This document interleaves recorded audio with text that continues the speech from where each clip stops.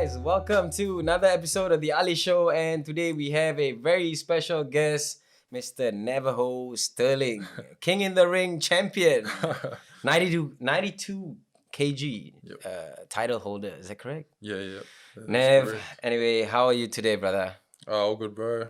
Pretty chill. Pretty busy? Yeah, been real busy. Yeah, since I got to understand Auckland. it's like Saturdays, like big mornings for you guys sparring. Yeah, so you do both kickboxing and MMA sparring as well. So yeah. whew, 2 hours of sparring, bro. It's pretty full on. Yeah, it's quite a bit, but I'm enjoying it. So Anyway, Nev, before we get into it, for those of us who don't know who you are, could you give us a brief introduction about yourself? my full name is Rongotehinia Navajo Hunter Stirling. I'm of New Zealand Māori descent. A lot of people think I'm like Russian or something. I'm not. Yeah, you actually have the look. I think maybe it has to do with the fair skin. I don't know. Yeah, probably. I'm fair skinned Māori. My iwi is Te Whānau Apanui. So I'm not like, I didn't really grow up in the ways, of Te Reo and Māori, but, I know where I come from. So that's probably the first thing I want to get off my chest. Grew up a pretty like Kiwi lifestyle, I wouldn't say I had a hard upbringing and I wouldn't really say I had an easy upbringing, but yeah, I had a Kiwi kid's life, growing up. Grew up in Upper Hutt, Wellington, that's where I'm from. Didn't really get into fighting like from young. Like I come kind of late to all of this. I had my first fight at about 19. Oh. So yeah, I'm 23 now. I turned 23 in November last year. So it's probably you're a big guy for 23. Yeah, a lot of people say what that. have they been feeding you, Yeah, man? yeah. No, I love food. I'm a big foodie. I don't know. I love food, man. So yeah, just wanna ask you about like growing up in Wellington. What is it like growing up in Wellington, bro? So I was just in a small town outside of Wellington, Upper Hutt. A lot of kids growing up playing rugby and stuff like that. Was that what you got into as well? Rugby? Yeah, because my old man was a league player. Wow. And there wasn't much league growing up. It was more rugby. So I was always playing rugby growing up. And I did that from like 5 years old all the way through high school. And yeah, I don't know. I just kind of got sick of it, Like, it was just like normal. I wasn't really that good at it, but I didn't really have like the passion for it to get better because I'd been doing it for so long. You do it more of like just a thing with the boys. Yeah. I was just kind of just doing it because all the boys are doing it. And then like, because you're at school, like when you're growing up and when you're in those teenage years, you just want to do what everyone's doing. Hey guys, stop letting your body go on in pain and feeling sore all the time, man. Start putting some deposits in your health bank and take care of your vessel. Go get yourself an amazing massage gun from Sharpened Recovery. It's a very affordable and lasts a long time. Highly recommended. It probably costs less than 5 meals outside and definitely cheaper than a pair of shoes. Instead of getting something that's going to be on your feet, why not get this massage gun to massage those feet and legs? Go to sharpenedrecovery.com and use the code AliChannel for 20% off your guns. Yes, 20%. You can thank me later. So what are you waiting for, guys? Go get yourself some amazing gear. Yeah, was there a bit of pressure as well? Like you felt, since everybody's doing it, I've got to do it as well. Yeah. I think so as well. And I was just like playing because everyone was. And there's like, the heavy drinking culture behind it, which is like, not really me, but I was doing it, And then, I played quite a few sports in high school. I was playing like volleyball, basketball. Picked that up real late, basketball, and found out I was good at that. Yeah, because you're like, if you think, were you very tall when you were younger? Yeah, so I was like a small halfback, size, first five size, like, and then I think when I turned like 15, 16, That was when I shot up. Oof. Yeah. But yeah, like me and my brother, because my brother's always been known to be tall.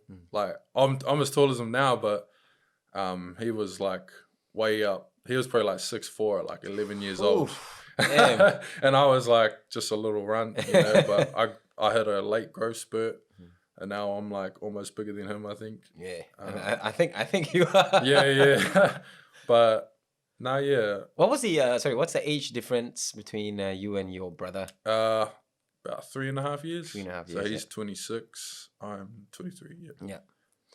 And so yeah, and then getting into basketball, like, you know, being a tall kid and all that, like, and very athletic as well, you know, there must be a lot of advantages with that. I don't know. I feel like through school I wasn't that athletic, but I would probably say I've been more coordinated. Like I could pick, like, you know, ball skills up really really easily, and like, you know, what is it, eye to eye, hand-eye coordination. You know, I've always been really good at that, and I think that's like allowed me to grow in so many sports. But I don't know. I think when things got hard, and like when I'd play sports for me to go further, I kind of like would give up just because of like the situation I was in. Like I'd be like, oh no, the school I'm at's not good enough, or you know, the team I'm in isn't that good, and that's like kind of why I've like been attracted to martial arts, because I'm just like,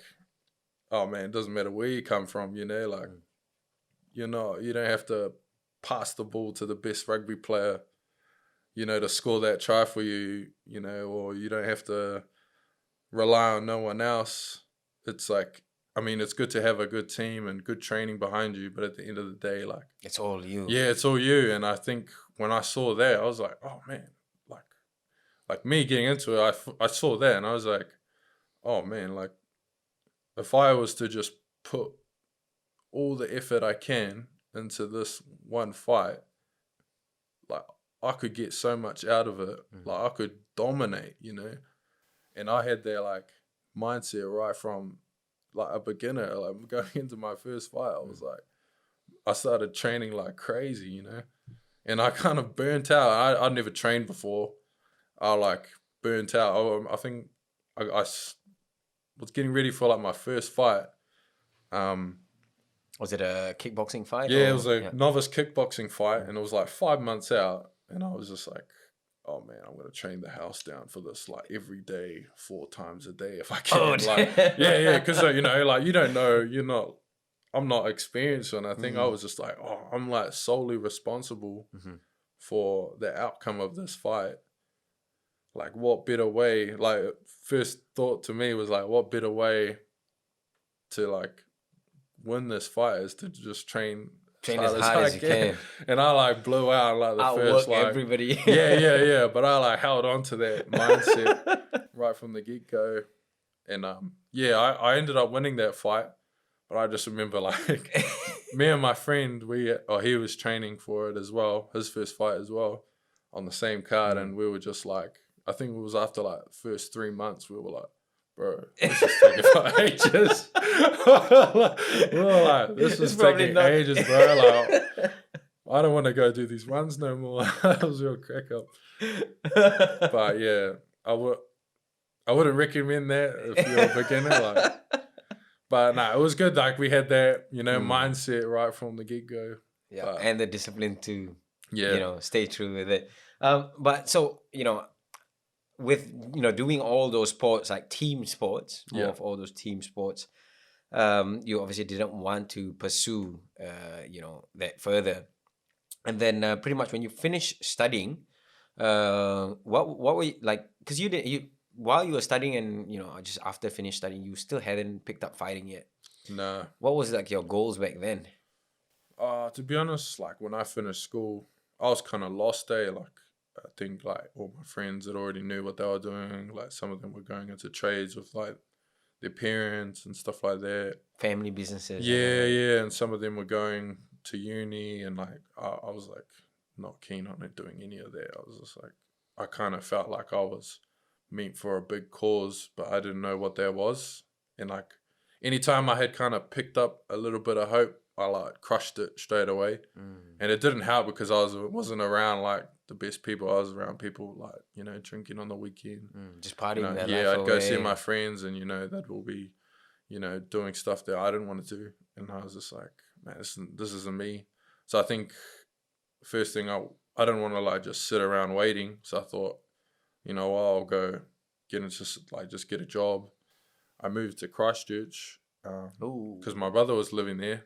He was living in Christchurch at the time, just working. And I thought, oh, I might just do that too. You know, I might just get a clear space for me. And I think moving away from my hometown was a good thing. And Moving away from that usual circle. yeah. And it was just like, just the experience of like living on your own and working and, you know, having to take care of yourself, like kind of like getting into the real world, you know, at like 18 was just like, was good. It was like eye-opening for me because I was like meeting a whole bunch of people at work that had been there for like 40 years and they were just like, oh man, we've been here for ages. Like whatever you've got, like you're so young, like whatever you've got going on in your head, like go for it, you know, like, because if you stay here, like fast forward, it's going to go like that and your opportunity's up. So I remember that being like a huge takeaway from being in Christchurch. What were you doing there? I was just driving, like picking orders. And then I ended up like started driving forklifts and I was doing that, like just working and just like kind of just cruising. And I remember my brother had said to me like, oh bro, there's like a martial arts gym down the road, like right down the road. You should like, you don't want to play rugby no more, eh? Because my old man wanted me to start getting a league while I was down there. And I was like, oh, no, I'm not really keen, eh? You didn't have the interest in it. it. So I just thought, oh, we might as well get into like some martial arts. So I started doing that. And then I just remember being like, oh, this is out of it. Like this gym had like a ring and stuff. And you know, a cage, and they had like all these classes. Oh, which gym was it was called, I think it was Academy of Combat. I think that's where Brad first started out. I think, yeah. I'm not too sure, but yeah, I was training there, and I wasn't really like looking to fight. I was just like enjoying the training, and like because MMA was quite big there, like they would all like talk about UFC and stuff like that. So I started like watching UFC and wondering, and the first guy I saw was like Conor McGregor. He was real big at the time, so this was like 2015. While he was holding the championships. I think he was like on his way to getting like the first belt. all the first few belts, and that was when I kind of became a spectator. And I just remember like hearing him talk and just like the way he carried himself was just crazy. I just remember being like, oh. Wow. This guy was like going through all these doubters and they were just like, you know, trying to crush him, and he was just doing it regardless. And I was just like, whoa, like I've never seen anyone like that, you know, that much confidence, with that much confidence. And I remember like staying at home watching his UFC title fight with like Eddie Alvarez, I think it was, and I just been like, whoa, this is crazy. Like he went out and he said he was gonna do it, he done it, you know. And that was kind of like I was really enjoying my training at the time, and I just remember being there like sitting at home going, shit, I want to be like that. I want to be a UFC guy. And I'd never even fought. I'd never even fought, bro. Like I had done a bit of training with like some guys that weren't even my size, and I was just like, oh yeah, you're probably the biggest guy at the yeah. And I'm just like, oh yeah. But I remember like holding onto that like little spark to myself because I didn't want to tell anyone. I was just like real embarrassed, but I was like, hell no. It's hard to tell, you know, like to tell people sometimes they're like, you must be joking. Because you get that little spark and like people just want to shut it out straight away. So smash it straight away. I think the best thing for me was I held on to it like within, and I remember like working, saving up some money, being ready like, okay, well this guy, it didn't help because he was like, I didn't have a job, you know, I was on welfare and like, but I was giving me time to train. So my thought was like, oh yeah, I'm going to save up heaps of money and go home and start training like every day. And then I like burn through all of my savings. So yeah, I at that point, I remember coming back home And back to Wellington. Yeah. back to Wellington, and I remember like kind of bullshitting my mum, saying like, "Oh yeah, I'm keen to like get into the army. Like, I'm coming back. I'm gonna train up for it. Like, get ready for the fitness tests and all that." But I was rubbishing it. Really, I was training up for a fight, and I was looking for a gym, and I remember one of my friends at school. He was into like training and fighting, so that was when I looked up like local fight gyms, and I ended up going there. I ended up training at Sonny Venethies, who was a King of the Ring champion. I think he won it twice. We were looking for another place, but we went in there, and we went in the gym, and I was like, "Oh, is this this martial arts gym?" And he was like, "Oh, nah, but we're another one.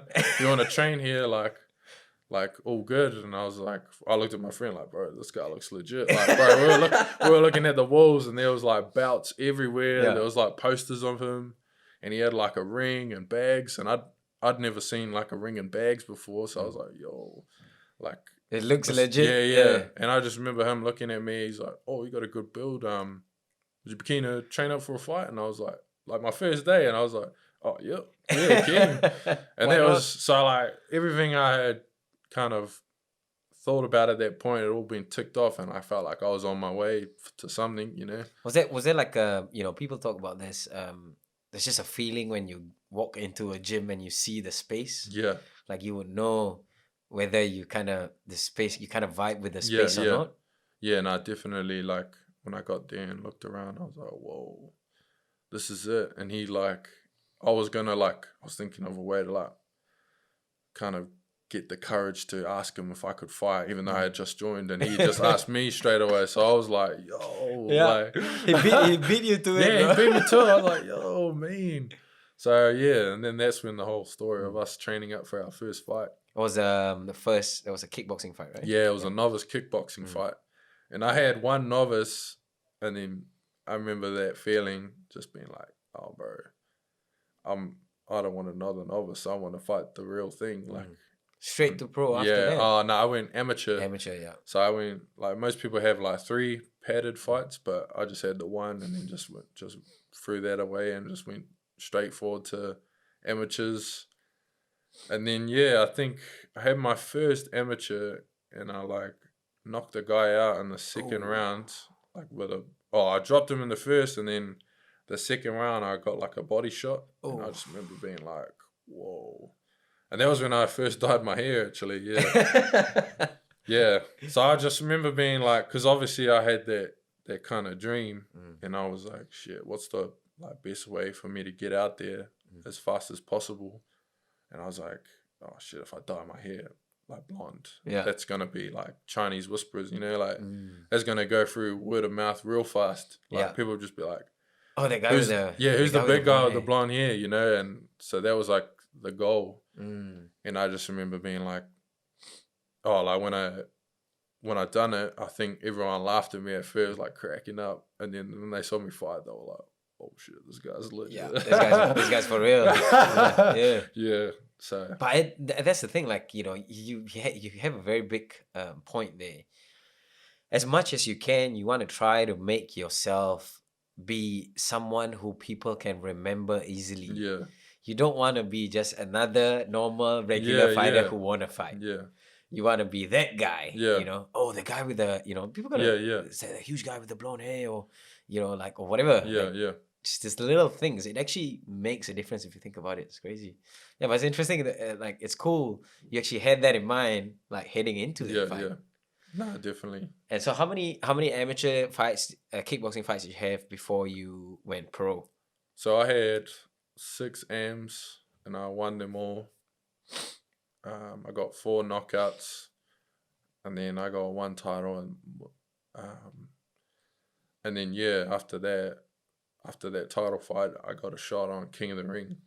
Wow. It's a funny story. So like, obviously when I started training with Sonny, because I knew nothing about New Zealand fighters and martial arts. I don't know nobody, or the only guy I knew was Conor McGregor. You know? So I just remember being like, okay, yeah. Anyways, I watched King of the Ring I think it was around 2017, and I remember seeing it was the 100 kg 8-man, and it was the first 8-man I'd ever watched live, and that was when I saw Carlos, and seeing him win, it was like, whoa, like looks like something I want to be a part of, you know.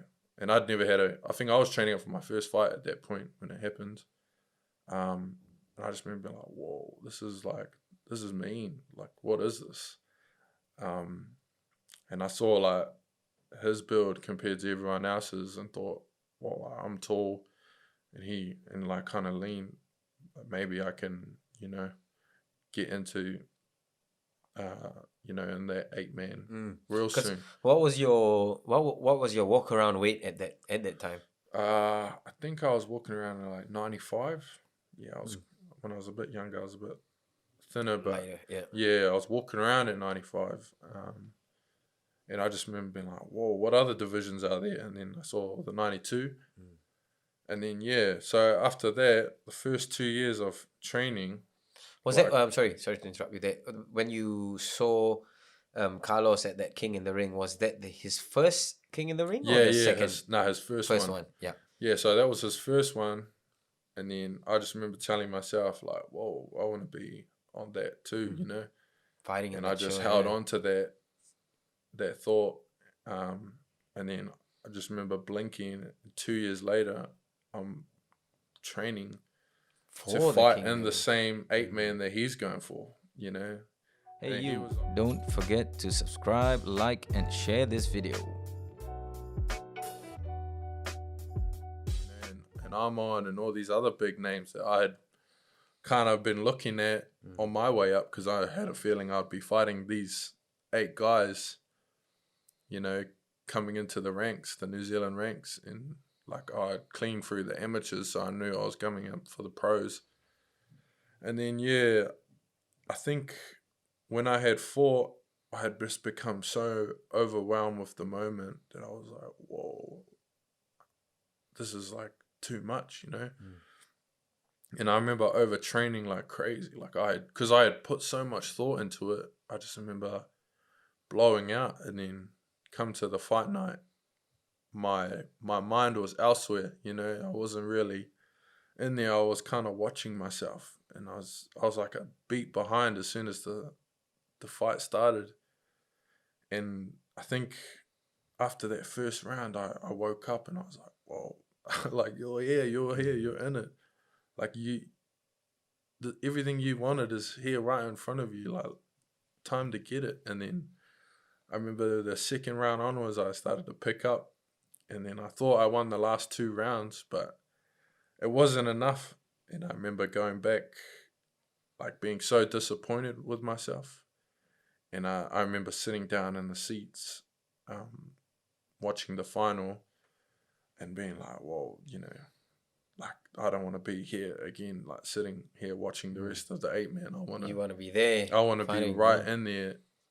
And I remember my coach telling me like, bro, you've gotten here so quick. I've never seen anyone like start at the top, like get there this fast. Yeah, he's like, you did better against the first guy than the other like New Zealand champions did against him, you know. And he's like, and you've just only had like 6 fights, so like there's nothing to worry about, stress about. Yeah. So was that?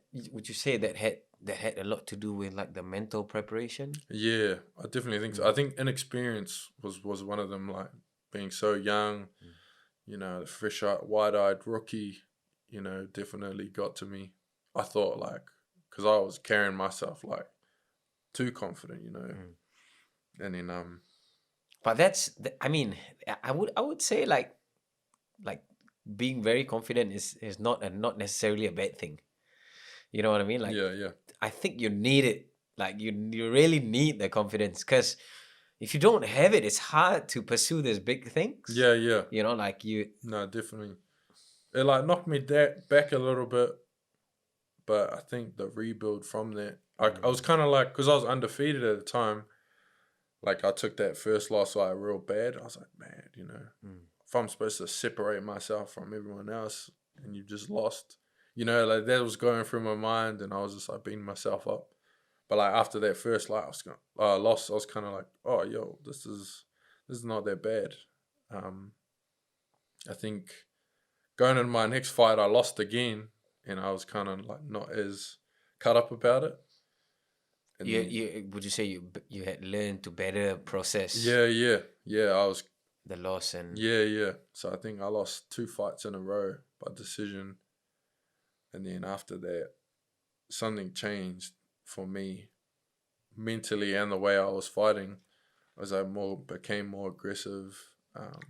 I used to like fight on the back foot and like try to look pretty all the time. And I still try to like not get hit and all of that, but going into every fight after that, I started winning a whole lot more, being a little bit more aggressive.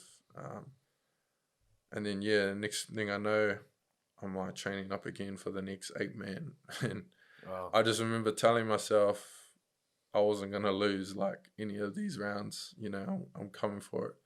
And then I was treating it like, oh, it's not. Don't hold it up to one big thing. It's just another fight. It's not. This is the fight game. It's just another fight. It's not the end of the world like it was the 2 years before that. Yeah. So I think when I matured, and became a little bit more experienced from those other fights, I, ended up cleaning through, and that was me. That was awesome. Were there any people you worked with to help you, like, get yourself mentally prepared and stuff like that? Have a better thought process? Yeah, my coach back home, the Lion Pit, Ata Whakalulu, shout out to him. He was awesome, man. He helped, bring me up to the person that I am. He would not like feed me what you wanted to hear. I think that's a bad thing. It's like when you get a coach or someone who always feeds you what you want to hear, like blow smoke up your ass. yeah, or just people in general, like because you hear it a lot, like your spectators, your fans, they're like, bro, you're gonna smash it. You gotta block all that noise out, and that's what he told me to do. And I went out there and just blocked all of that out and just focused, on the fight. For me, gearing up, getting into like that flow state. Curtis Weeks, I think. Yes. He Our helped guest, me out. Mr. Curtis Weeks. Yeah, had him on as well. So he was awesome. So just working with him, just having like a general chat. We just like we're going over like his pillar system, and he was like just trying to show me like the certain steps or things you need to do. The process just outside of fighting, and he said like he's like not consciously you're doing all this stuff already, like he was just like you've already got it. Now it's just visualizing it and letting it all go, and then he would just talk me through it. And it's fine-tuning process. It's out of it, like because I'd never done anything like that before, but it's good, it definitely gave me like that mental edge going into it. And I think he done his podcast with you the day of the 8-man. Yeah, so. The day of the 8-man was actually he came over to he was down in Auckland, and then he said after the podcast he said, oh, I gotta shoot off to be with the boys, with you and another one of your teammates before your fight. And I was like, well, I didn't know that he it was gonna be on the day. Like we planned it in advance, but then it was only after that I found out, I was like, oh shit. So he actually told me he came down, the whole team from the Lion Pit came down. That was really cool. He told me about yous as well, and man, and it was really interesting to to have like when I was there watching the fights live as well, to have someone talk to you about it, and then to go to the event and then watch it. Like, it's just to have that in my head. That was so cool, bro. Yeah. No, it was a crazy atmosphere. And he's definitely a very, talking about Curtis Weeks, he's definitely a very genuine, Yeah, he's a very nice guy. And, I just like how he's very straightforward as yeah, well. yeah. No, definitely. I feel like me and Curtis work really well because we like relate on so many levels. You know, it's awesome. He just has his thing. He can connect with Yeah, people he well, can. bro. Yeah, I reckon I connected with him well. Like, even though we hadn't known each other for that long. Very relatable, Yeah, yeah, like his life experiences and all that stuff. yeah. Sorry, I just wanted to go rewind back a little bit. We from like competing on that King in the Ring. So when I understand the first fight that you ever had, you actually got attacked by a gang. Is that correct? Yeah, yeah. So funny thing was, yeah, obviously growing up in Upper Hutt, at my school there was like loads of fights. Fights all the time, and Growing up, that's pretty much like quite normal, yeah, right? oh yeah. I mean, everyone's probably gone through it, but I mean, everyone in my circle of friends were getting into like fights, and I'd never been in an actual fight. No one ever wanted to fight me and or anything like, which is good. Yeah. I'm glad. Yeah, but I remember my friends getting into fights and me being like, oh, I don't want to look like a bitch if Mm. all these guys fight, and I was kind of scared. So I actually started training with these karate guys in a school hall at like 15. And they were just like hitting pads kind of and stuff like that, and like doing some Muay Thai techniques. So I ended up doing a bit of that. Tried sparring and I didn't like it at all. I got smashed. I think I went with some guys that were a bit too good, and I kind of stopped going to there. And yeah, I just remember coming home from like a party.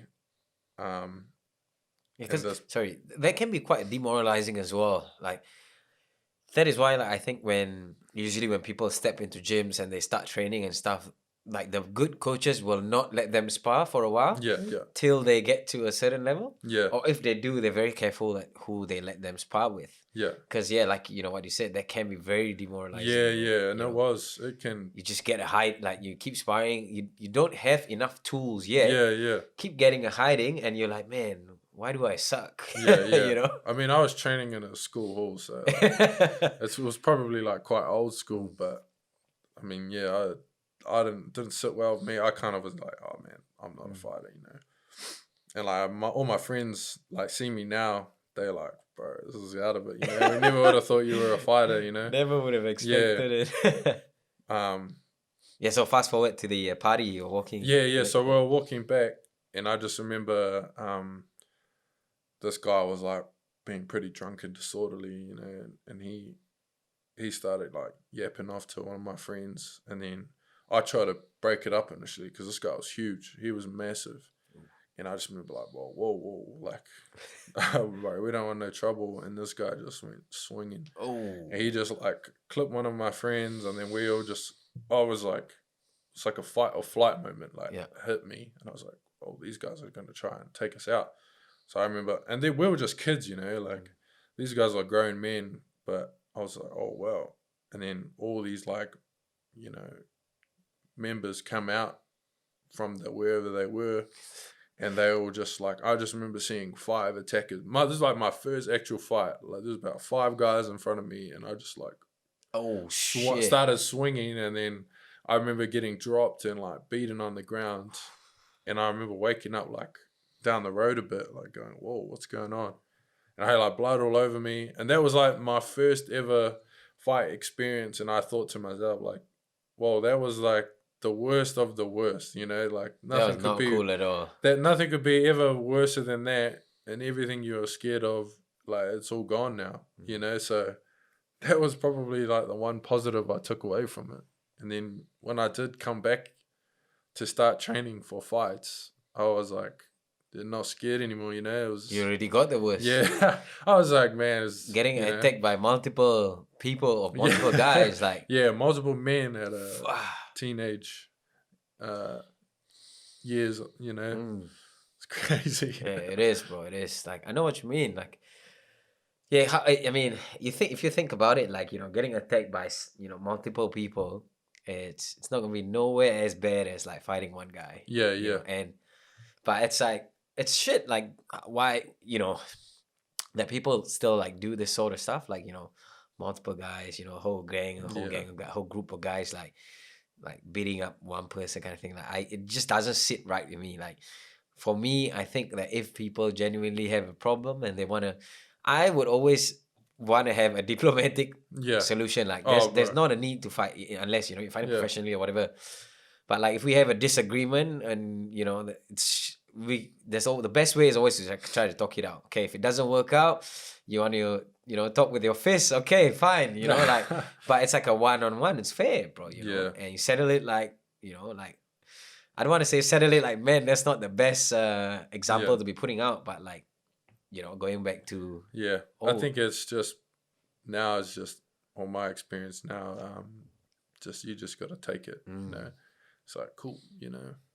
Because I feel like pity for this guy because he's angry at something. It stems from insecurity or something. I don't know. But I think every fighter you meet's like pretty. They know they got themselves, so there's no need for it. You know what I mean? Yeah. Like I mean, everyone I've met has been the nicest guys ever. Yeah, They're all it's killers. so it's so funny. Like the the real tough, the real like people who act tough and all that, like in a group, and then when they're alone, it's like completely different. Yeah, yeah. And then you meet like this crazy fighters, absolute killers, and they're like the most humble, friendliest, nicest people you could meet. Yeah. And you're like, man, what is this? It doesn't add up. Yeah. Yeah, nah, definitely. I think so too. And so definitely there was a you took a lot away from like that experience, and which is crazy because it could be for some people they might be on the other end of the spectrum, like that might be very traumatizing. Yeah. And then they might just avoid conflict altogether for the rest of their life. Like that could scar, if you think about it, man. Like that could really scar people for life. Yeah. You hear people who've had stories of getting bullied and shit like that when they're younger. And if they don't have the right mentality or they don't have the right people around them, then they can go down the other path, which is and then you also have things like how there's like there's a very high rate of youth suicide and like no, definitely it sucks, bro. Like especially like high school kids. Yeah, because I remember that was like the thing. It's like that whole I don't know if it's toxic masculinity. I think that's what it's called. Yes. They're calling it now. Where these guys are just kind of forced into it. It's like, oh, bro, you don't want to fight. Like, are you a bitch or something? Like they. Is that perception that if you don't want to fight, you're a bitch or and it's like you're a weak guy or like.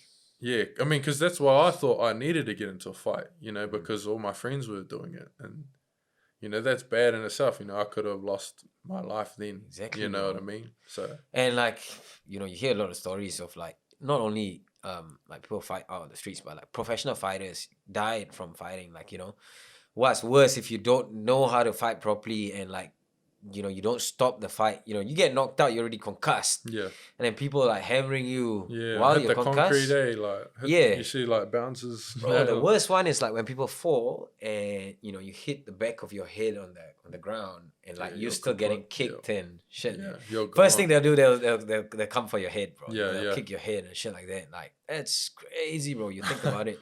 Just like I just had this conversation the other day with someone. I can't remember who, but tell me what you think about it. I feel that all kids should learn martial arts in school. Yeah. Boys and girls, bro. Yeah. I think it's good, eh? Like I think you just learn something.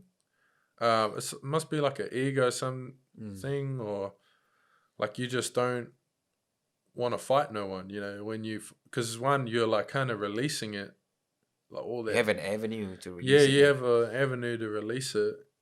And then not only that, like you become more disciplined. I think one of the biggest takeaways from martial arts is like discipline, like what you said. And if you think about it this way, how I see it is bullying happens when someone who knows how to they might not be the best fighter, but they know how to fight a little bit. Yeah. So they have this knowledge and they have the skill. And usually a bully would not attack someone who knows how to fight. Yeah. If you think about it. Yeah. They would attack the people who don't know how to fight, might be less physically strong, or slightly weaker, whatever. That's usually when it happens. But now if you have everybody on an even playing field. Yeah, I feel like it stems from insecurity, like bullying and stuff, or things that happen at home. I definitely think that's like a big one for bullying and why people are the way they are. That's why when people throwing hate at me, I don't feel anything. I don't care. I feel pity for you. You have to go out of your way to make you feel bad, to make yourself feel better. So I don't know. That's what I've, in my experience, It's weird as well, that you say that people actually feel better to make someone feel worse. Like, yeah. It's mentally, that's gotta suck, bro. If you have to do that. That's why I feel like, for me, I think from when I was younger, one of the things that was taught to me was like, but this one was pretty clear cut, was like, if you've got nothing nice to say, just keep your mouth shut. Yeah. You know what I mean? Like, we all do go through this phase. Like, sometimes you see some shit online or whatever. Yeah. You have some, negative comments or whatever. But sometimes I try to like pull myself back and I say, like, I shouldn't even be thinking like this. Like, heads off to this person for doing whatever they want to do. If they have the confidence, they have, that makes them happy, as long as they're not hurting people or like, damaging other people's reputation or whatever. Okay, fine. Like, do your thing, But yeah, it's as human beings, like, it's easy sometimes to fall into that, bro. Like, I feel like one that people do is they like make up a situation in their head, or like they don't like you, and they're just like, man, I don't like this guy. And then you just say, hey, how's it going? Like, oh, bro, nice to meet you. And they're like, oh, he's actually cool, Yeah. They make, it's like that was all gone. They're like, oh, he actually talked to me. Like, he's actually a nice guy, they make this assumptions of you even before, which is, like, one of the things why, like, in the industry that I used to work in, they had this very toxic culture where, they backbite and slander other people. Yeah. Like, oh, you don't want to be working with that guy. You don't want to be like, mates with that guy and this guy, whatever. And then, like, at first when I was in that, I was like, oh, okay. And then I avoided that person. And then it took me, like, when I was growing up, I was quite young when I started like working in the professional field. And it took me a while after because I like to socialize with people. I like to meet and talk to people. And so I meet everybody. I don't like to I learned that after that, not to have a perception of a person before I met them and got to know them. Yeah. Just from what other people say. So like, and then after that, I took it to another level where if people were saying that sort of stuff to me, I was like, hey bro, look man, like, I don't know what your experience with that person is, but I have not met this person before. So like, I feel that I should make my own judgment. Yeah. Of what this person is like, and not, like, just shut it off completely, bro. Like, stop the person from giving you because bro, that's like that's how it's like in society these days. Like, when, for example, like, when you talk to someone and then they like, oh, do you know about that guy? And then they start saying like, oh, that guy's like this. It's very unhealthy, bro. And it happens a lot, unfortunately. I would always feel that when I used to go to like some local fight shows. I'd be like, oh man, like I can see like eyes like looking at me, and I'm like, oh shit. What are they saying about? Yeah. Sometimes saying about like me? they look at me and I like look past them. I like see them and they like look into the distance. I don't know. I just feel like sometimes you can feel someone's like body language if they're like, they got some hate towards you. So I always feel like, just saying hello, shaking their hands, it makes it go all the way. And I'm just like, whoa, this guy's all they actually get a shock, Yeah, they do. But I think maybe the other thing as well, you being a fighter, you're a big guy, you have this build. and you might not be smiling all the time. Like, Yeah, you know, yeah. you're a happy guy, you know, Yeah, but yeah. you might not be smiling all the time. That's completely fine. But when someone catches you at that Yeah. moment, they're like, oh man, the Yeah, guy. yeah. I remember at my old gym, everyone used to think I was like crazy or like Yeah. scary, just because I wouldn't talk. But I think it's just like for me, I try to gear up mentally for training. You know, might be sparring, so I need to Yeah, like bro. make sure that I'm You need to be on. You know, mentally in the yeah, right yeah. Or space. getting Yeah. ready for like a Shark Tank, and like people are like, "Oh, you didn't say hello to me today." Like, it's like that. That's why I don't take things personally. You Yeah. know, it's just even when like all the other guys that I look up to like that. You know, it's like it's because they're getting ready. You know, it's time to work. So Yeah, I you think gotta you gotta do the warm up before the warm up. yeah. Kind of build yourself through that. No, definitely. Yeah, because I sometimes have a stone cold face when I'm going into training, but it's just me getting ready. You know, getting focused. I remember hearing quite a while ago that you can only have like 3 hours of like complete mental focus, you know. In a So day? yeah, in a Oh. day, like if you want to like complete, you know, to be able to soak it up, and that's like probably how long you're going to be training for, you know. Mm. So like I try to block out everything when I'm training. You know, whatever's going on at work or you know at home, I try to save my mental energy for my training, you know, because you need to be able to soak in every little detail you can. Because I see guys at the gym, you know, training and they're just going through the motions, you know. It's like, oh, you said step right, let's just do that, you know, and they're just cruising. But they're not like taking in the little details. They're not downloading Yeah, everything. and I feel like for me, that's like probably one of my best attributes is like I don't care about a lot of stuff. I care about my training, you know. So I like to when I'm there, I'm zoned in, I'm locked in. I'm getting ready to drill what this guy just said, and I'm gonna even if I don't like it, I'm gonna put myself in that position and practice it, and then you know for like that whole week. I'll be focusing on that one technique. And then when it comes sparring day, as soon as I get off that technique or that shot or whatever we were drilling and I pull it off, it's like downloaded instantly. It's like gone straight into my muscles, my muscle Straight in the memory, you know, bank. like it's Straight in the in the bank, bank. you know, whatever I just picked up, I'm like, oh shit, that just worked, you know. Do you do any like do you write down your trainings? Do you note down like certain things? I Or used to, but I think now that it's just getting like to quite a lot, I don't really do it as much. But I definitely think it helps for if anyone needs to go that far. Now I'm a bit of like a freestyle guy, you know. I just you like to have like a whole range of tools. yeah. I like to just think and Let it flow. Yeah, let it flow. You know, like oops, sorry. Yeah, like whatever we've been doing for the week, I try to really focus on that technique, or especially if I'm finding it real hard, I try to take all my focus for that, you know. So that's why I don't know, I don't get affected by a lot of things outside of training because I try to shut it save. off. Yeah, that's one thing that even Curtis, you know, talks about is like, you know, saving your mental energy, you know, for the things you want, and that helps a lot, you know. So for anyone that wants a bit of advice, that helps. Yeah. Yo, that actually has like, it's so weird that you've said this. Like I haven't heard this one before.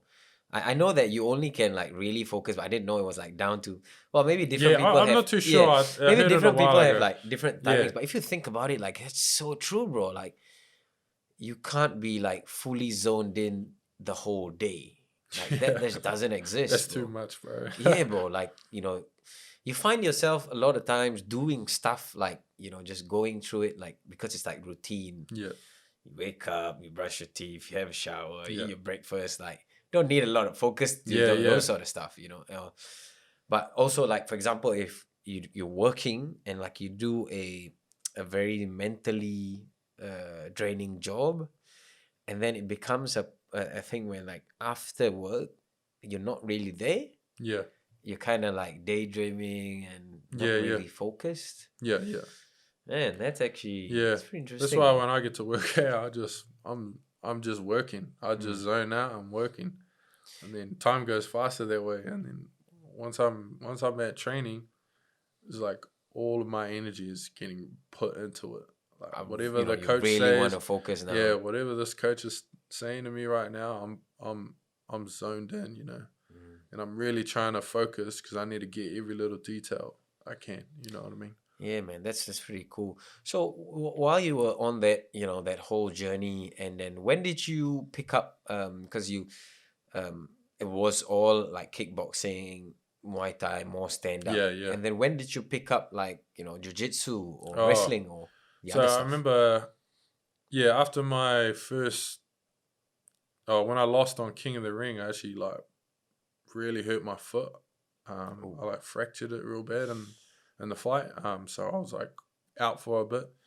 I couldn't really kick anything, so boxing wasn't on my mind. I just remember one of my old trainers was saying, I should give jiu-jitsu a go.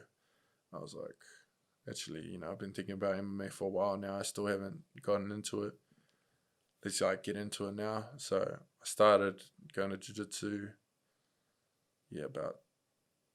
Probably like a month after King of the Ring. So it's about with a fractured foot. Actually, I don't know if. Oh, it was like kind of healed up by then. Drink some water, bro. Drink some Yeah, water. I might have to have some water. Yeah, I might actually grab another bottle of water. Hold on. Sorry to interrupt, guys.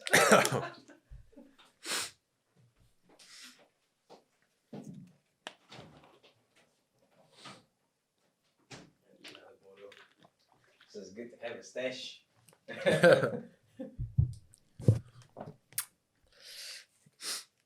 Yeah, as you were saying, bro. Yeah, so my foot was all right. I just couldn't kneel when the coach, one of the black belts was like telling us all to kneel. Giving instructions. Giving instructions. So yeah, I kind of got into that, and then I was on and off for a bit, and then once I started going real consistently, that was when I started competing, and I ended up winning my first competition, 6 submissions. Oh, yeah, I had 6 matches and won all of them by 6 different submissions as well. Oh, so. Damn. It's funny because I remember getting to the event and I just you must be like a real competitive guy. Right? Oh, man. Yeah, well, here's a funny thing. Like, with jiu-jitsu, it was just like a way different energy to like kickboxing and just fighting in general. I remember getting to the competition and looking at everyone warm up. And they're doing all these like, loosey-goosey moves and stuff. And they all got all these flash rash guards on. I'm like, whoa, these guys look legit. And I remember my mate was like, oh, should we warm up? Should we like do some like shrimping or something? And I was like, bro, I don't look stupid, bro. Like, these guys are doing moves I'd never seen before. And then, because I just was doing like basics. Yeah. I was like, I don't know about that. And then, anyways, I get into the match and as soon as we start, like boom, I'm locked in, like my game face on, I'm ready to kill or be killed, I'm like getting ready to strangle this guy as if my life depended on it. And this guy, I hadn't even done anything, and this guy looked frozen before. He just jammed. Yeah, he jammed up mentally. He was kind of like, I think he looked at me and was like, whoa, this guy looks scary, like he looks like he's ready to kill. Yeah. And I think that, like, he had lost before the match had even started, The eyes don't lie, bro. Yeah, the eyes don't. I feel it straight away. I'm like, this guy's not ready to be here. This is not even a fight. We're just playing, That's the way I saw, like, the jiu-jitsu sort of things. I mean, it's, like, low level, so it's not like I'm, going up against the top guys. But I think even that, I think people need to really not give up, It's like, man, the match hasn't even started. My jiu-jitsu is not even that good. And this guy's... he didn't know that, Yeah, because I was actually quite intimidated by this guy because he was giving his teammate advice, like, in some of the matches earlier. And then Oh shit! Then like, This when guy might actually know a thing or two. yeah, so I was thinking, man, this guy must be real good. And then when I started, he froze up, and then I took him down, and then submit him in like What a minute. weight category was it? This was under 100. Under 100. Under 100, yeah. And then it was pretty much like that for the other 5 matches too. And it was like after each match, like after I was winning each match, I'm looking at their matches and I'm like, man, those guys are real good. And they were like watching mine going, oh, hell no, and then they were like giving up mentally before the matches had even started. So that is very dangerous, man. yeah.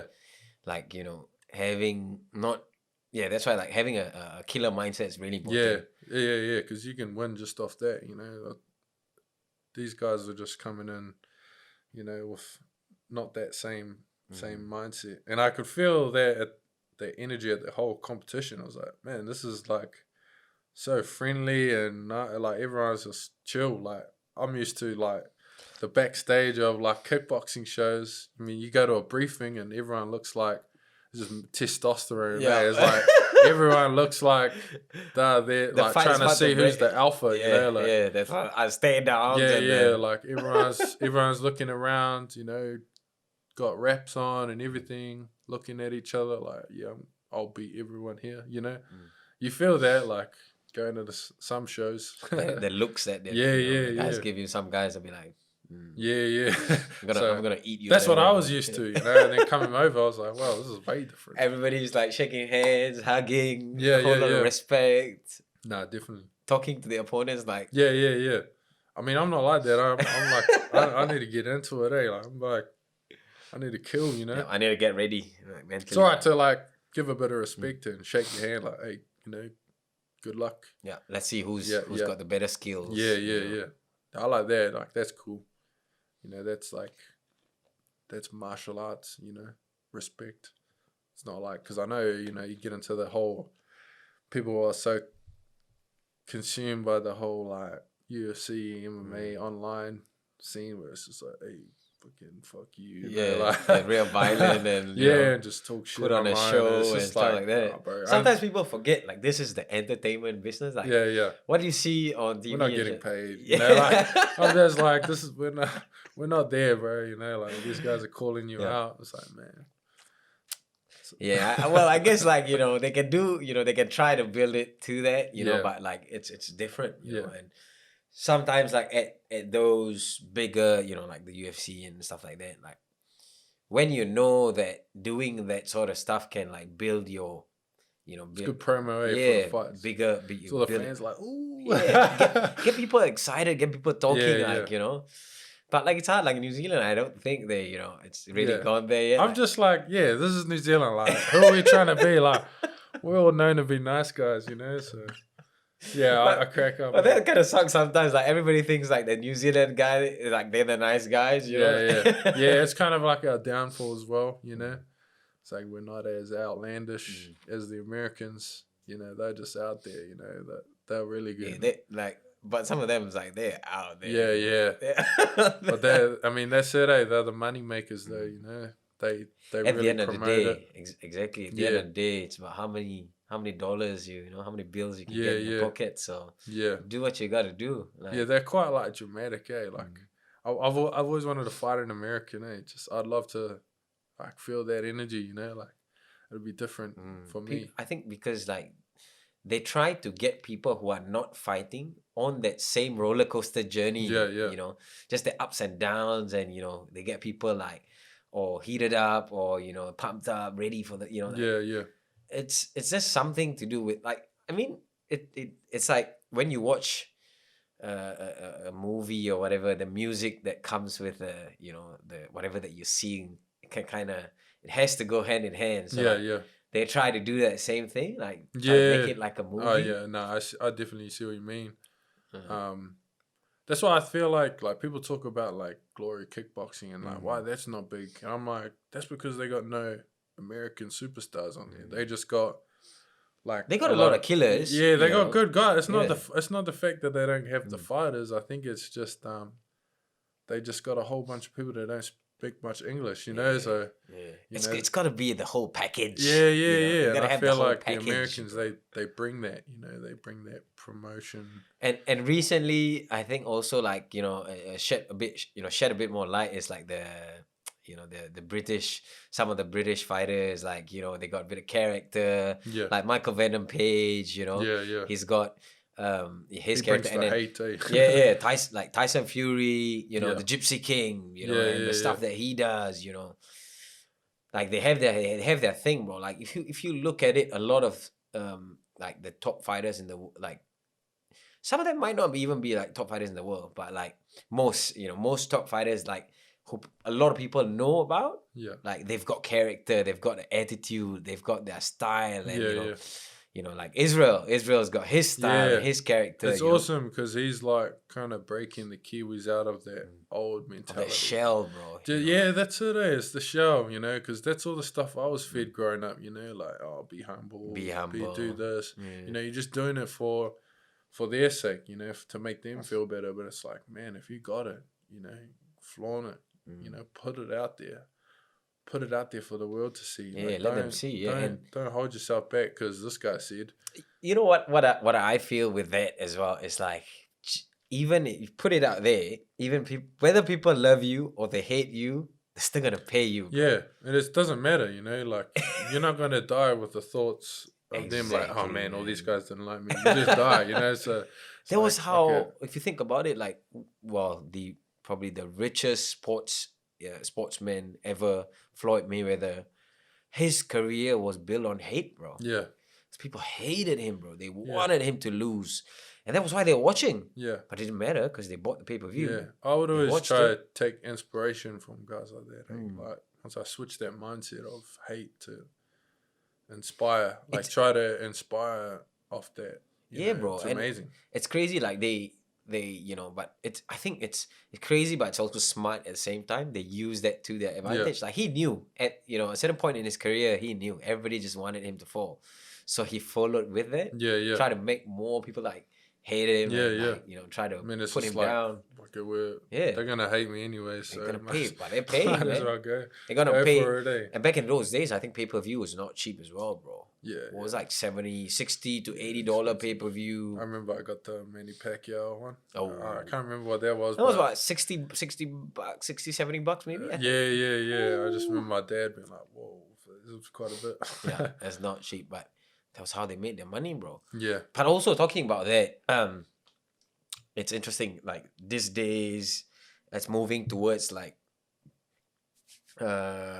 streaming, subscription based streaming services like DAZN is one that has been like growing a lot recently, and it's a bit shitty. Like it hasn't launched in New Zealand yet. I think they're having a little bit of barriers to entry in the New Zealand market because of like Spark Sport, Sky Sport, and all that shit, which sucks, bro. Like, some of these streaming services are so unreliable. The way, like, people talk about it all the time, man. It's like, but with DAZN, because they are part of the Matchroom. I think they work with Matchroom Boxing, and a lot of big fights are happening under the Matchroom Boxing banner right now, which is like where Joseph Parker is.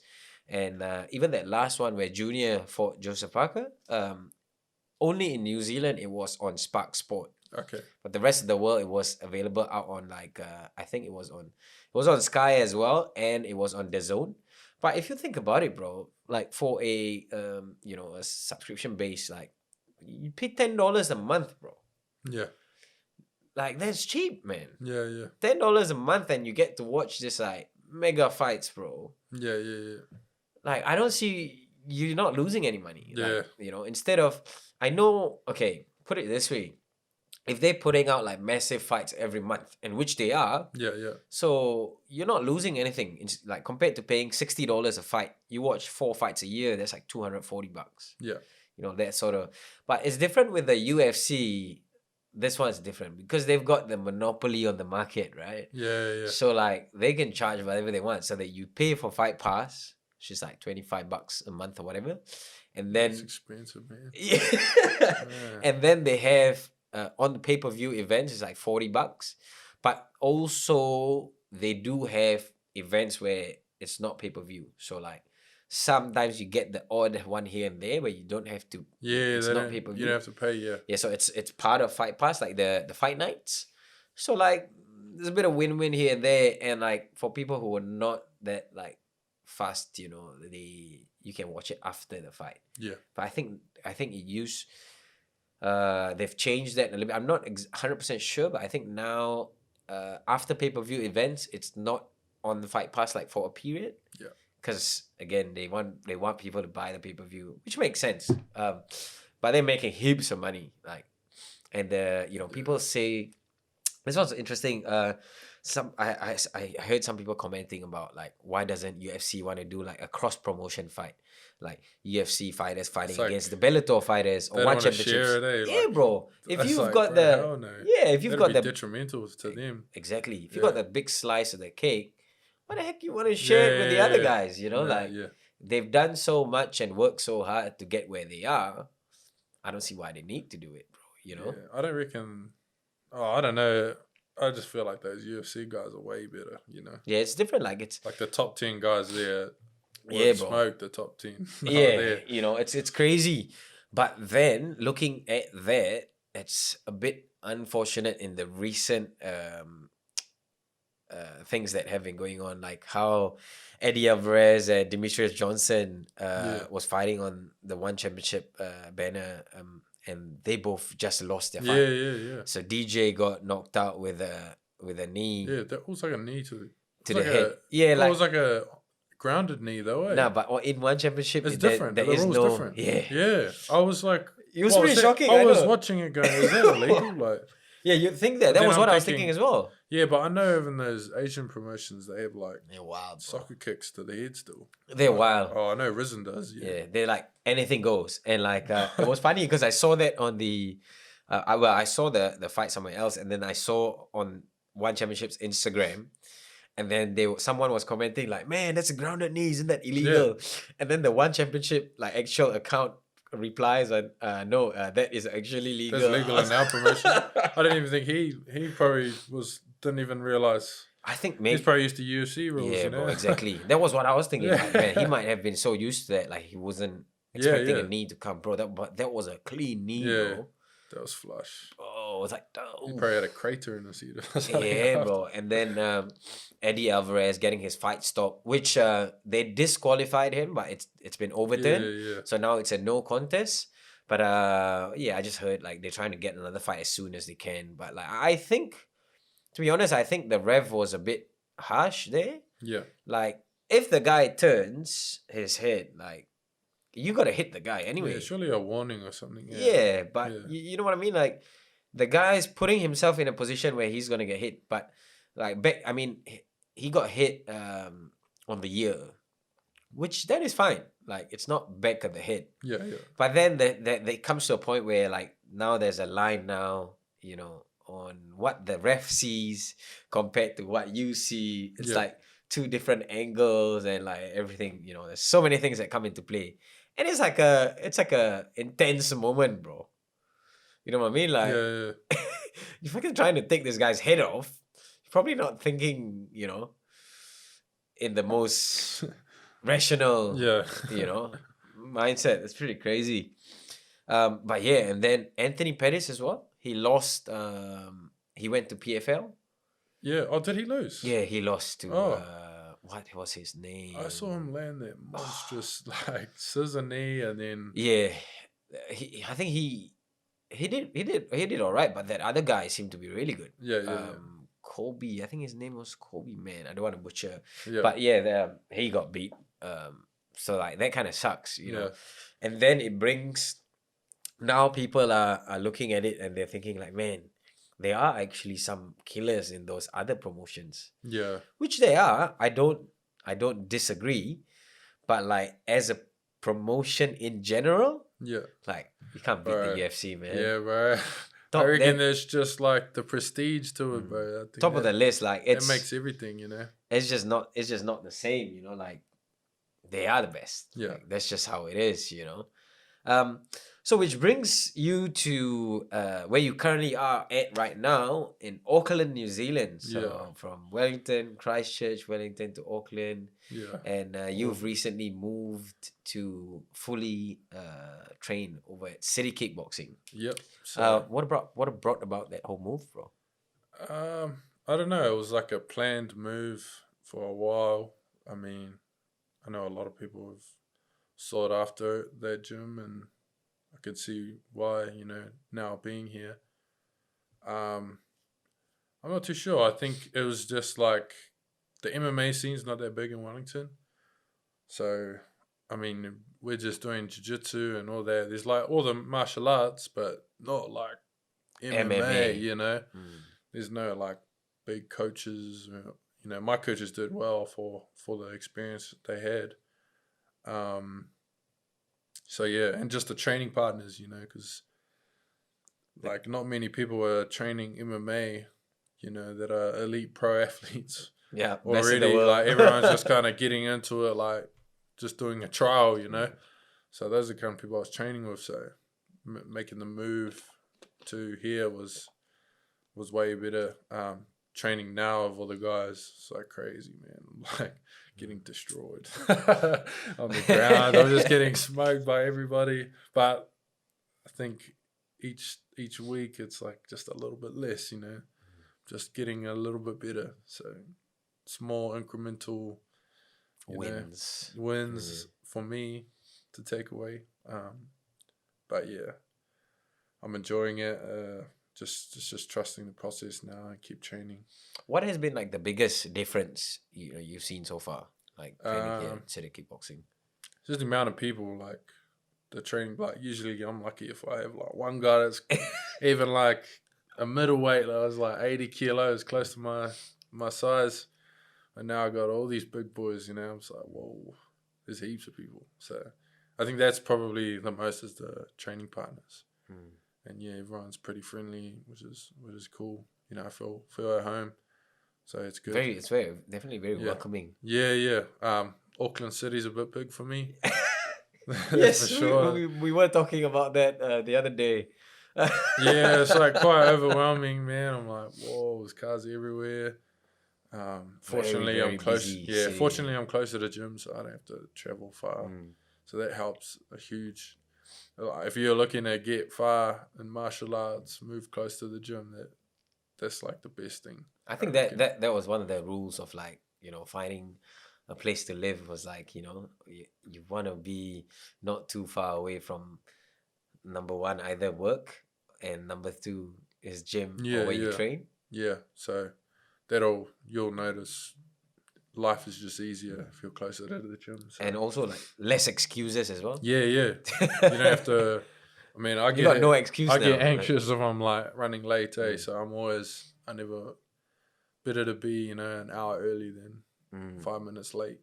Exactly, and talking about like coming an hour early, so you've obviously reached a point in your career where you better understand the importance of like warming up, the warm up before the warm up and all that sort of stuff.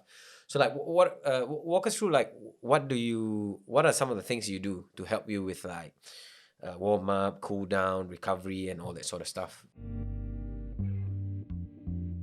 Hey guys, stop letting your body go on in pain and feeling sore all the time, man. Start putting some deposits in your health bank and take care of your vessel. Go get yourself an amazing massage gun from Sharpened Recovery. It's a very affordable and lasts a long time. Highly recommended. It probably costs less than 5 meals outside and definitely cheaper than a pair of shoes. Instead of getting something that's going to be on your feet, why not get this massage gun to massage those feet and legs? Go to sharpenedrecovery.com and use the code AliChannel for 20% off your guns. Yes, 20%. You can thank me later. So what are you waiting for, guys? Go get yourself some amazing gear. I do a bit of like just mobility work, probably because I'm a big guy. I get stiffened up real quick, so I need to like make sure my joints are like moving nicely, because oh man, if your like shoulder goes, you're gone, bro. You're That you're takes gonna a be out while. for ages. Yeah. You can try to rehab it, but it's not gonna do anything. It's gonna always be there for the rest of your career. So I think, yeah, being young now and having that mindset of not trying to destroy my body now will help me like later on. So I try to do a bit of mobility work, saunas, um, ice baths, massage guns. You got it. Yes. Big sharpen recovery. Yes. Man, Um, they're awesome, bro. yeah. Because I've got the guns from them as well, and like they're good, bro. Yeah. Like you try a lot of guns. I have seen and tried a lot, and like some of them, like there's no power. It doesn't Yeah. really work. But yeah, sharpen recovery's guns are really good. Yeah, man. yeah. They're I like the pretty mini solid, ones. bro. So yeah. I take the small one to training. And just chuck in your bag. Yeah, exactly. that one's real good. It's perfect to carry around, man. And then you can just put it on real quick. Less excuse to not do it because now you can take it with you. Yeah. The big one, I usually have my girlfriend do it at home, you know. But yeah, those help a lot. Just like kind of loosen up the muscles. But yeah, I'm all about the cheap methods. You know, I can't afford to pay for massages or unless you have like sponsors or anything. As an amateur athlete, you can still take care of yourself. There are ways. Those things, you know. There are a lot of ways, It's just that I think people struggle with taking the time out to do it. Yeah. Like, you have the time, but people are always just want to be rushing off to the next thing. Yeah. And that's why, like, I hate to, like, come late or, like, come on time. Like, to me, on time's late. Like, I usually, you want to come, like, more than 30 minutes before the actual training. Yeah, I always try to make... Don't forget to subscribe, like, and share this video. Yeah, I think if you can like hold high standards for yourself and like the little things, like being on time, making sure it warmed up. Don't forget your gear. I see people, forget the gear. Guards, bro, like no hand wraps, no mouth guard, no cup, or just like those things. I think if you can make sure you got everything in your bag in order, you're warmed up. You have a good night's rest.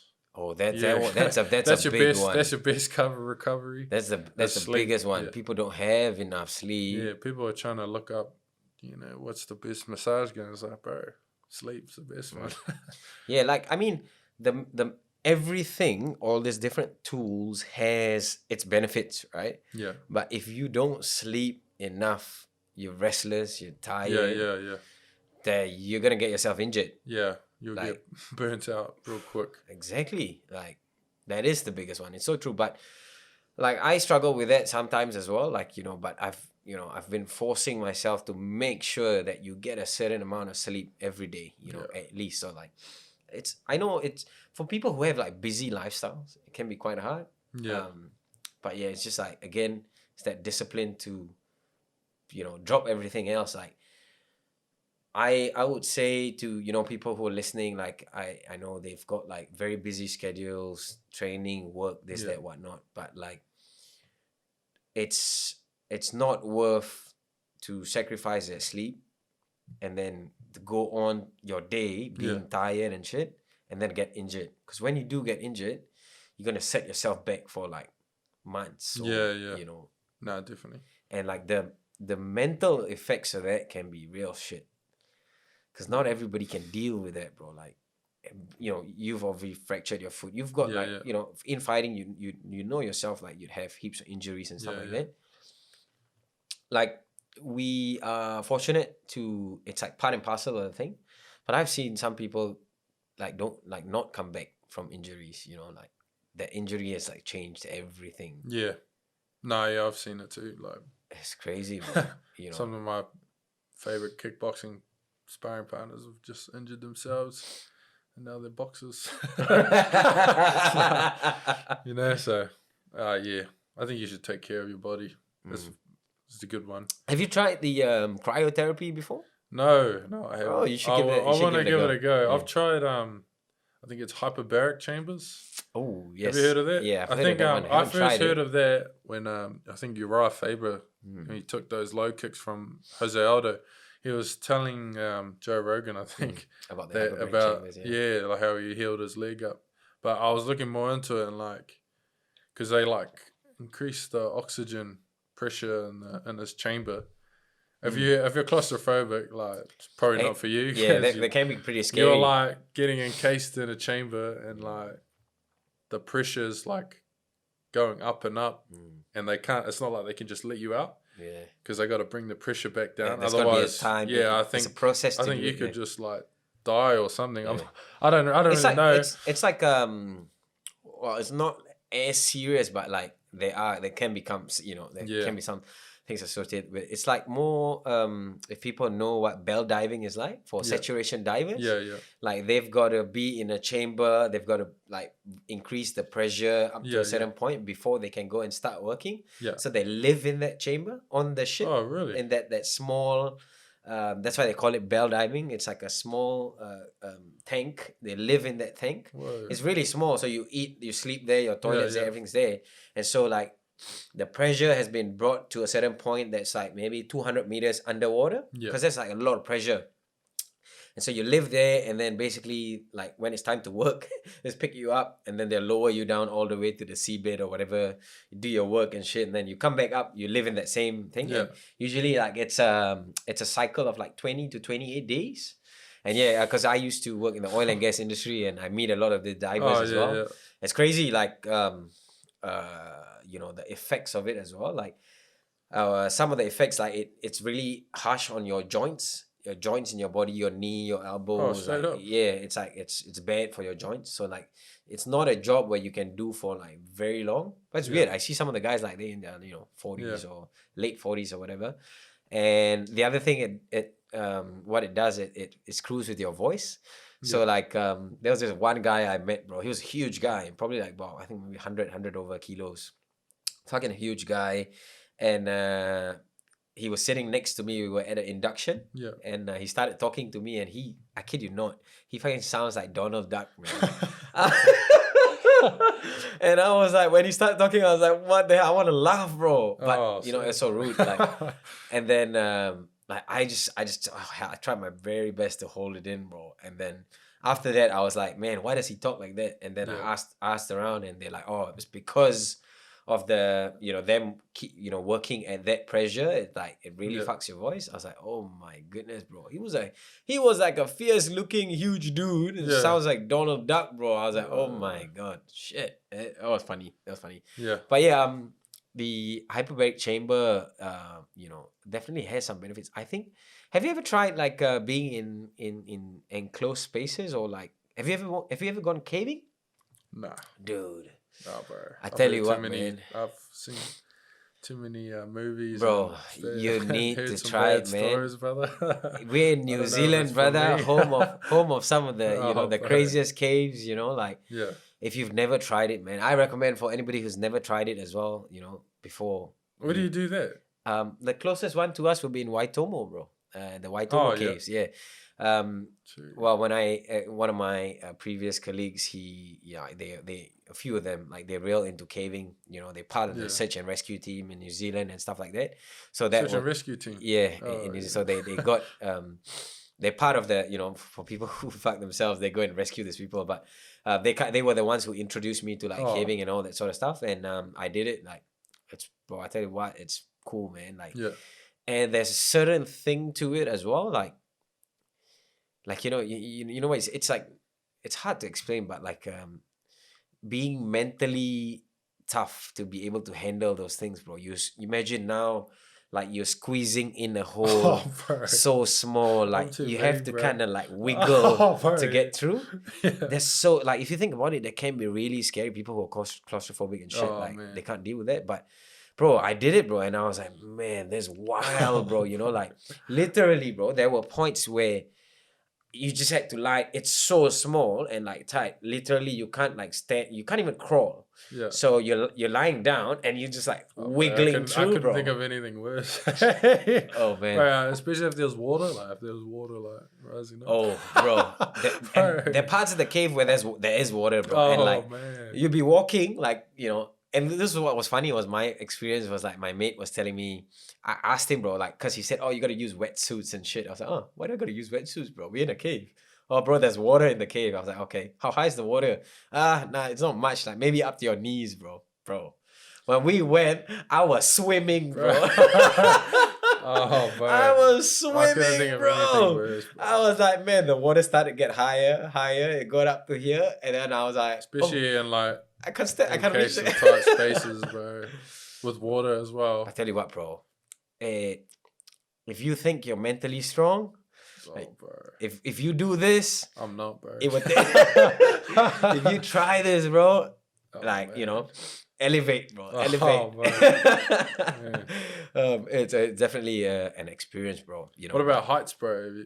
Have you jumped off the nah, sky? bungee, and yeah. I haven't done bungee, but I would say because I'm not afraid of heights. Like I'm pretty comfortable.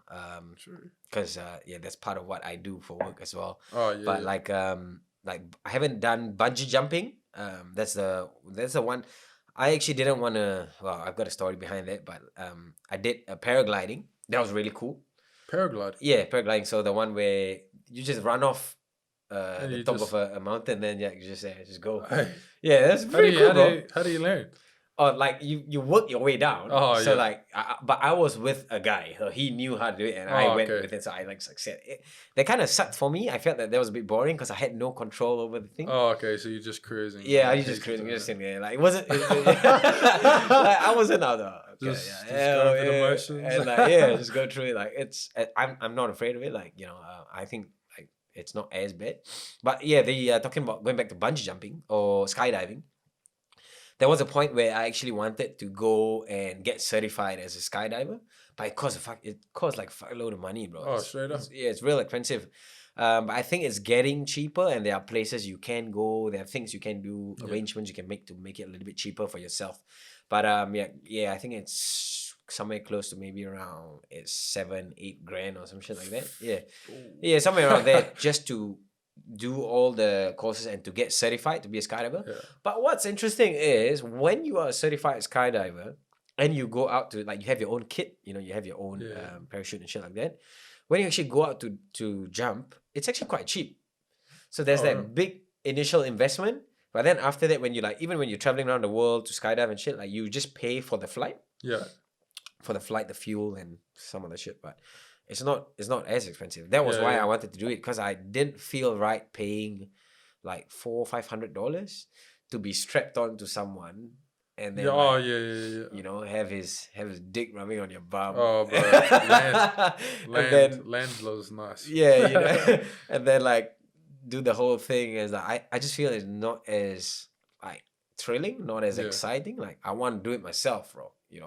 And also like adrenaline, bro. It's you think about it, like doing it yourself is more crazy, but that was put on hold. But yeah, maybe sometime in the future, maybe I'll do it, and maybe not. I don't know. We'll see how that goes. And then we were talking about post recovery and stuff. The other one would be like diet. Like, are you real strict on like your diet and stuff like that?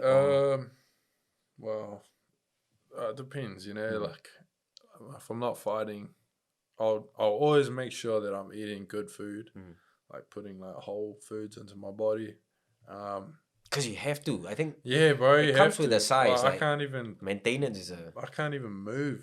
If I have straight bad food, I have to eat like real clean at all times. But it's just depending on whether I'm in camp or not. I'll add in, something. I'll like eat anything if it's all good, But definitely in camps, like whole foods, smoothies, sahi bowls if you know how to make them. Yeah. Yeah. Lots of chicken, lots of tuna, you know. Do you have do you get like help of a nutritionist like for fight camps and stuff Um, like that? I did. I was doing that for a bit, but he was just telling me like stuff that I already knew. So he was just helping me more for the weight cut, like because there was like a Oh yes, that's like a big one. that's a different one, you know. Like people think to eat Less. or like yeah. people think like the water cut is what you do. Like I get questions about this stuff all the time, just on my Instagram. People are like, "Oh, bro, how do you water cut? Like, what do you do?" So what do you usually cut for? So like obviously I'm a bit big now. I'm at like 105. Yeah, I walk around at like 105. Always have. And I fight at like 92. So that's quite a bit of weight, you know. It's like 13 kilos off. Yeah. So I usually diet my weight down to around like 97, 98. And then that's when I make like the final cut, which is like 6 kilos. I think for King of the Ring, we had to get to 96 and a half before like the final week. Yeah, final week. So you're 7 days out. So you're only supposed to cut like 4.5. Yeah, I think that's in a way that's like quite good because like some people do some dodgy shit. Yeah, they're really good because they brought in like a weight protocol plan sort of thing that everyone has to make weight on these Make certain it safe days for the fighters. Yeah, because some people leave it all up to the last minute, and then you never know who could not make weight by a shit ton. So it's good to keep track of it all. But I usually cut like for King of the Ring, I made weight without having to dehydrate. I just drank heaps of water. Then it all just fell out on the final day. Sauna? Yeah. Oh, no, I didn't even have to sauna. Oh, really? That's the thing. I didn't have to damn. dehydrate. I went into that like real strong, you know. Wow. And, he did the refuel and stuff, and that it all came back on. All the water weight came back on. I felt real strong, lean. That was probably the best like weight cut and refuel I've ever done was for that one event. So, but you said it definitely has a huge impact. Yeah, definitely going into a fight. Yeah, I felt mean, bro. You know, I felt real good. Yeah. Oh man, that's dope, bro. Like, is it like expensive to like get the help of these professionals? Or? Well, I'd been training for a while, and I know this guy, Aries Performance. So that's Josh West. So he was helping me out, do all of that.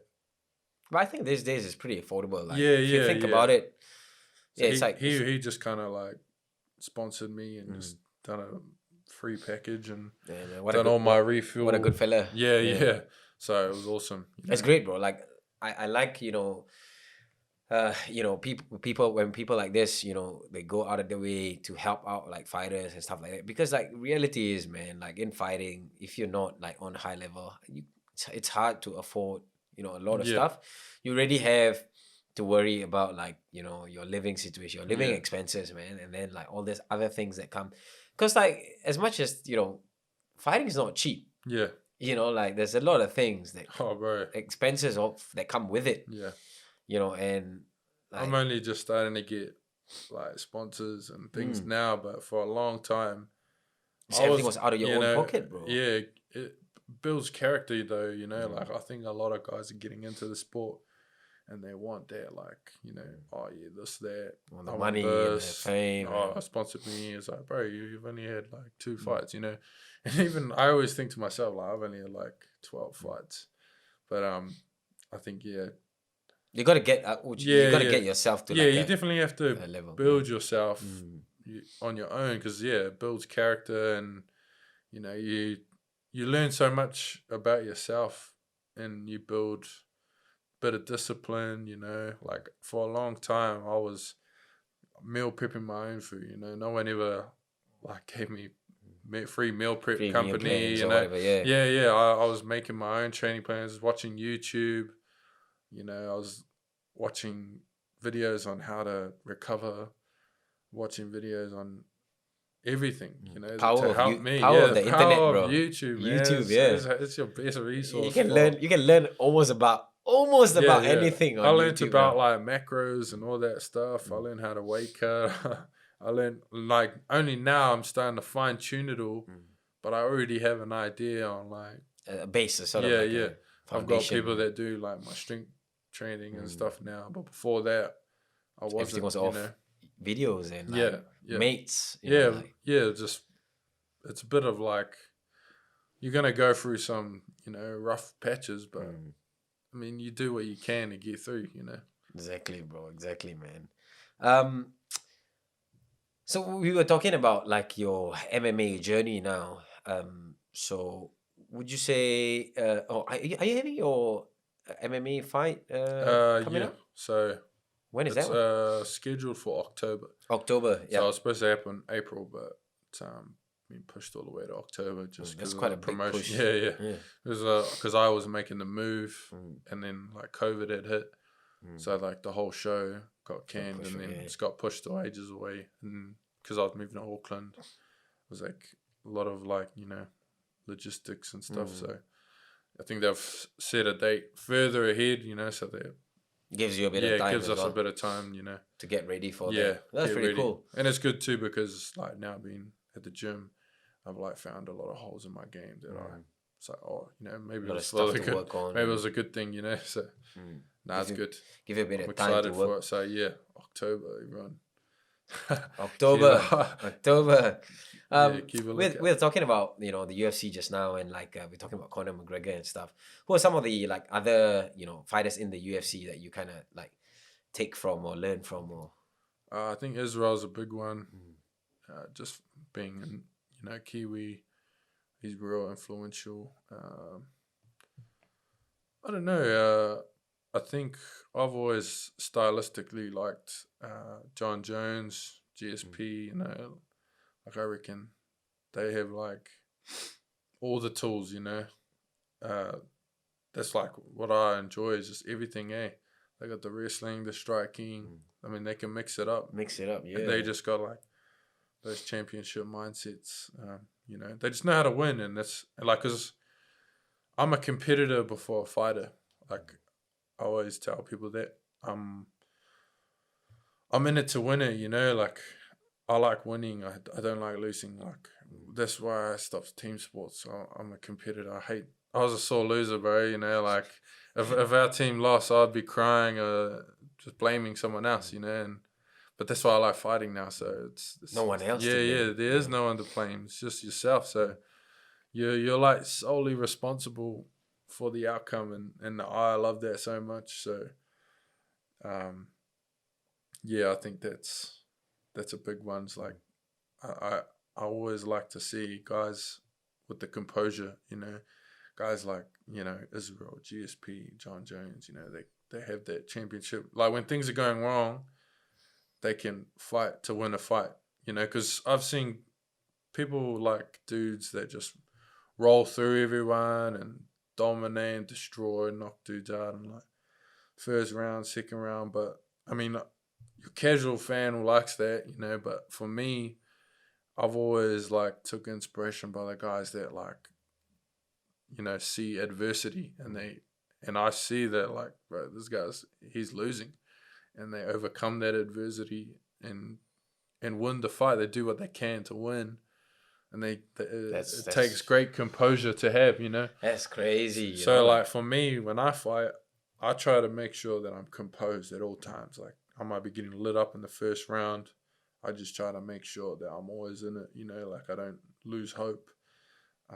Because a lot of guys do that, it's all mental. When you're steamrolling guys, like let's say you go hard for 10 fights, you just roll through everyone and you get a guy that's not scared of you and he's willing to hit you back, you got to make sure you don't fold and you stay in it because a lot of guys don't have that composure. They're like, oh well, I thought this guy was going to fold over because I like everyone, the other 10 guys I just smoked. And then when they don't, it's I always see guys start to break because they're just like, oh shit, I'm not winning now because he's hitting me back, Yeah, because you've been hyping yourself up. Yeah, and you've so been long. going on for so long doing it, and then you get a guy that's that's why I like the undefeated thing is like it's not a good thing sometimes. There's too much pressure and like we look at Deontay Wilder. Yeah. You know, undefeated his whole career, knocking everybody out. Like, I think it was like only one fight that went the distance, but like knocking everybody out. And then after that, lost to Tyson Fury. Like, he was just a different person. It was crazy. Like, all the talk coming out, the blame. A good one's Ronda Rousey as well. Ooh. Yeah, she was the big one. It was like, whoa, you know, steamrolling everybody, and like, didn't come back from that. So crazy, man. Yeah, I think there's like a lot to take away from a loss, you know, and I definitely took a lot away from mine, you know. A lot of learning lessons that comes with it, bro. Crazy. Man, we've come to the section now, brother. Wise words from the wise men. So for the people who are watching and listening, Nev, if you got any, what advice do you have for them? Or, you know? I don't know. I think I covered quite a bit on the podcast. You give like quite a bit of wisdom already. yeah. I think I've... What is like the main, you know, advice that you'd give people in general? Can be, well, it's up to you. Can be like for fighters, or like young fighters. It's pretty hard because I'm still pretty young in this game. I don't really like to give advice too much because I'm kind of still learning as well. But you know, just back yourself, like believe in yourself. You know, there's gonna be times where, you know, everything's not gonna go your way, and you have to kind of hold on to that.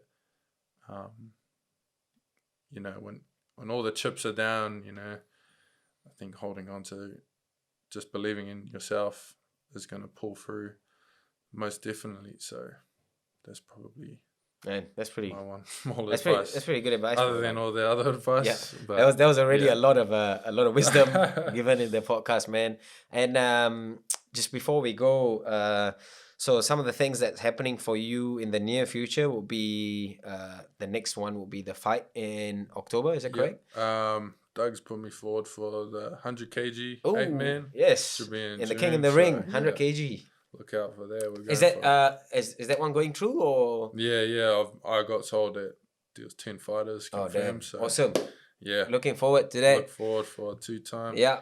You know. 2-time different different weight class, was it? Yeah, what do you call it? 2 weight class, King in the Ring. One of very few double champs. So yeah. Hoping to get it. Look out for that. When is that one set to be? I'm not too sure. I just know it's in June. So. June, okay. Yeah. June. We're looking forward to that. The next King in the Ring. Yeah, no, definitely. So June, and then your MMA debut, which would roughly be in October. So that's pretty cool as well. Any other stuff that you're doing outside of? Not really. Just training and gelling into Auckland. Man, that's cool. That's cool. Just last before we go, do you want to give any shout out to anyone, sponsors and whatnot? Just want to shout out to my family back home. Everyone that's helped me along this journey, like from the Lion Pit, all the boxing gyms I used to train at, all my sponsors, Cody Warnock, strength and conditioning coach, Sharpen Recovery, Jack. I think that's about it. Oh, Curtis as well. Curtis Weeks. Weeks. Performance. Yeah. Awesome. Anyway, I don't want to keep you on any longer, Nev. I just want to say thank you so much for coming down today, doing the podcast with me. And man, like I tell everyone, man, I look forward to see you do big and great things, man. And I'm sure you don't need my good words or anything, bro. But I'm sure you're gonna go out there and smash. And it seems to be from our meetings and the conversations that we've had, like there's nothing that's really gonna stop you from. Yeah. Once you have your mindset to it, like you kind of know what you already want, and you're gonna go get it, man. And I hope to be in a small little part of that journey for you, man. And bro, looking forward to see you do this cool stuff, man. Nev, thank you very much, brother. Oh, goodbye. Boom. And guys, if you've stayed this far, thank you very much for watching, and we'll see you guys on the next one. Boom.